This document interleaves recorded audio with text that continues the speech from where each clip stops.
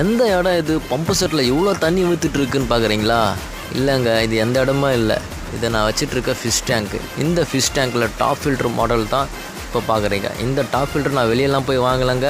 1000 900 கொடுத்து நான் வெளியே வாங்குறத விட வெறும் 100 ஏர் மோட்டரை வச்சு, ஸோ அதில் வந்து ஏர் ஓஸை செட் பண்ணி, அந்த ஏர் ஓஸில் ஏர் ஸ்டோன் கடைசியில் செட் பண்ணி, அந்த ஸ்டோன்லேருந்து வர அந்த பபுள்ஸை ஒரு பிவிசி பைப்பு மூலிமா வெளியேற்றணும்னா அந்த பபுள்ஸ் மட்டும் வராமல் தண்ணியும் சேர்த்து வெளியே வரும். அப்போ தண்ணியை சேர்த்து வெளியே வரும்போது தொட்டிக்குள்ளே இருக்கிற அழுக்கெல்லாம் சேர்த்து வெளியே வரும்.